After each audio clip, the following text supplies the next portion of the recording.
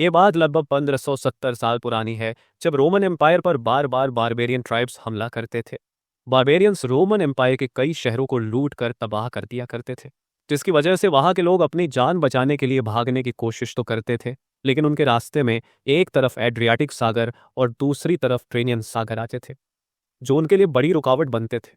आखिरकार उनके पास एक ही विकल्प बचा कि समंदर के ऊपर बने छोटे छोटे आइलैंड्स यानी द्वीपों पर बस जाए। इन द्वीपों पर पहुंचकर वे हमलों से तो बच गए, लेकिन वहां की जमीन इतनी नरम थी कि उस पर आसानी से खड़ा होना भी मुश्किल था।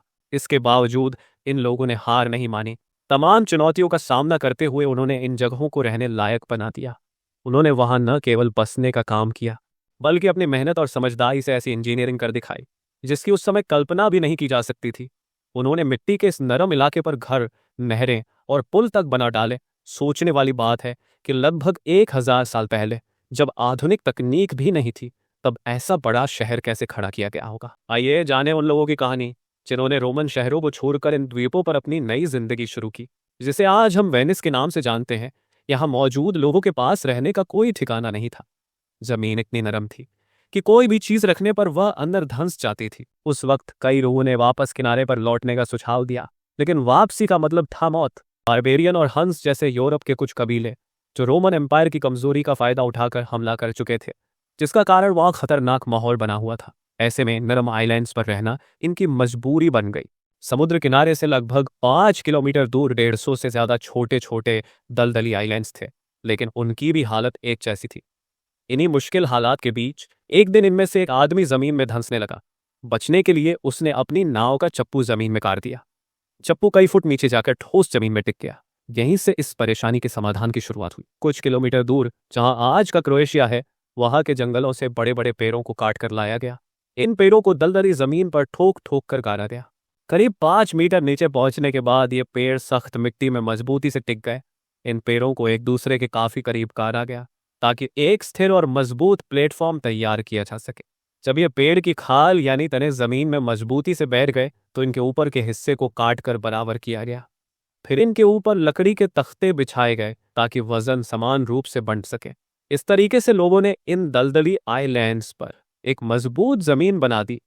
इस फाउंडेशन को पानी के स्तर से ऊपर उठाने के लिए एक खास तकनीक का इस्तेमाल किया गया। लकड़ी के तने जो अब पानी के अंदर थे, आपस में इतने मजबूती से फंस गए कि उनके बीच हवा तक नहीं जा सकती थी। इसी कारण वेनिस में जो पाइल्स करीब 1500 साल पहले लगाए गए थे, वे आज तक पूरी मजबूती से शहर का वजन संभाल रहे हैं। फाउंडेशन तैयार होने के बाद इसके ऊपर इमारतें बनाने का काम शुरू हुआ। शुरुआत में वेनिस के लोगों ने लकड़ी के घर बनाए, लेकिन खाना पकाने या अन्य वजहों से इन घरों में अक्सर आग लग जाती थी। इसके बाद ईंटों का इस्तेमाल शुरू हुआ। इमारतों को हल्का रखने के लिए घर 3 मंजिलों से ज्यादा ऊंचे नहीं बनाए जाते थे। ईंटों को जोड़ने के लिए लाइमस्टोन के पाउडर से तैयार एक खास मसाला इस्तेमाल किया जाता था, जिससे दीवारें मजबूत तो रहती थीं, लेकिन लचीली भी बनी रहती थी। फर्श और अंदर की दीवारें लकड़ी के तख्तों से बनाई जाती थीं, जिन्हें बाहर से लोहे की रॉड्स डालकर सहारा दिया जाता था। यह तरीका इतना कारगर और मशहूर हुआ कि धीरे धीरे इस तकनीक से एक के बाद एक घर बनते ही चले गए। आमतौर पर शहर बाहर की ओर फैलते हैं, लेकिन वेनिस ने उल्टा रास्ता लिया और अंदर की तरफ बढ़ने लगा। पहले के समय में एक आइलैंड से दूसरे आइलैंड तक जाने के लिए सिर्फ नावों का सहारा लिया जाता था, लेकिन जैसे जैसे आबादी बढ़ी, आइलैंड से दूसरे के करीब आने लगे। अब तो वो जगहों पर इतना कम पानी है कि घोड़ों पर बैठकर भी आइलैंड्स को पार किया जा सकता है। वेनिस शहर में सबसे बड़ी जरूरत इन आइलैंड्स को आपस में जोड़ने की थी। शुरुआती 500 सालों तक ये आइलैंड्स आपस में जुड़े हुए नहीं थे, लेकिन जैसे ही यहाँ की आबादी बढ़ी और कारोबार तेजी से बढ़ने लगा, तब रियाल्टो नाम के बिजनेस हब को सबसे पहले एक ब्रिज से जोड़ने की कोशिश की गई। शुरुआत में यहाँ लकड़ी का एक पुल बनाया गया, जिसे उस समय पॉन्टून ब्रिज कहा जाता था। इस पुल को पानी में तैरने वाले फ्लोट्स के सहारे खड़ा किया गया था। हालांकि इस पुल से पानी को पार करना आसान हो गया, लेकिन फ्लोट्स के कारण यह पुल हिलता रहता था और लोग अक्सर इससे गिर जाया करते थे। इसके बाद यहाँ एक स्थायी लकड़ी का पुल बनाया गया, लेकिन 1310 में हुए दंगे के दौरान इस पुल को आग में जला दिया गया। आग लगने के बावजूद रियाल्टो ब्रिज अगले 140 सालों तक किसी तरह टिक गया, लेकिन 1445 में ज्यादा वजन पड़ने से यह पुल ढह गया, जिसके कारण रियाल्टो ब्रिज को फिर से जोड़ने के लिए वेनिस में इस बार सबसे पहला पत्थर का पुल बनाने का फैसला किया गया। इसे बनाने के लिए वही तरीका अपनाया गया जिससे वहां हजारों घर बनाए गए थे। करीब 12,000 लकड़ी के खंभे कैनाल्स में यानी नहर के किनारे गाड़े गए और उनके ऊपर 10,000 टन वजनी पत्थर का आर्च ब्रिज बनाया गया। यह ब्रिज इतना मजबूत और सफल रहा कि पूरे वेनिस में इसी तरीके से पत्थर के पुल बनने शुरू हो गए।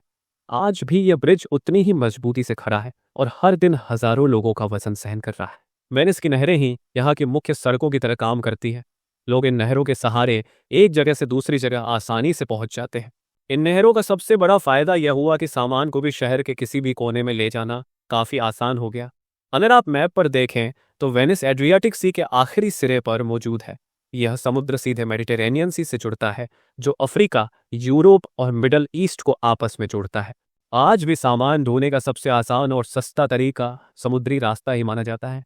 उस समय मिडल ईस्ट और ईस्ट यूरोप से वेस्ट यूरोप तक सामान पहुंचाने के लिए जहां इटली, ऑस्ट्रिया, हंगरी, जर्मनी और फ्रांस जैसे देश सड़कों का इस्तेमाल करते थे, वहीं वेनिस में पानी के थ्रू सामान भेजा जाता था, क्योंकि यहाँ पर जहाज आसानी से एड्रियाटिक सी के आखिरी कोने तक आ सकते थे।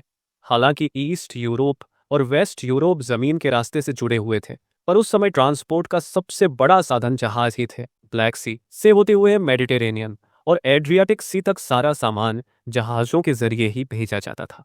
क्योंकि वेनिस में कार्गो जहाज़ों का आना जाना ज़्यादा आसान था, इसलिए वेस्ट यूरोप से ईस्ट यूरोप तक सामान भेजने के लिए वेनिस से सस्ते जहाज़ आसानी से मिल जाते थे। बिजनेस एक्टिविटीज़ के कारण वेनिस के लोग काफ़ी संपन्न हो गए।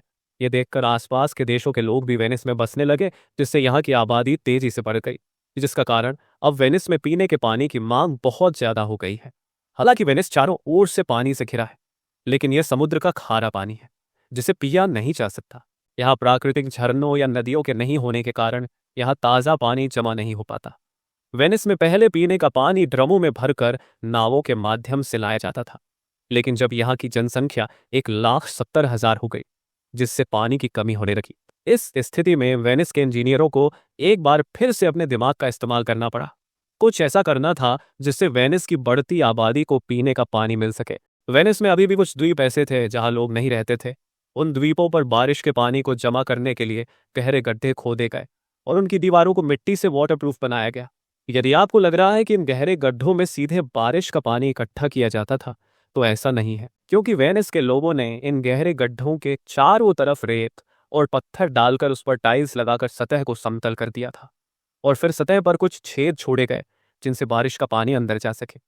ये पानी रेत और पत्थरों से होकर जब कुएं में जमा होता था तो फिल्टर भी हो जाता था। पानी को साफ करने का यह उस समय का प्राकृतिक तरीका था। जैसे जैसे बारिश का पानी पहाड़ों से बहते हुए नीचे आता था, वो पत्थरों से गुजरते हुए पीने लायक साफ हो जाता था।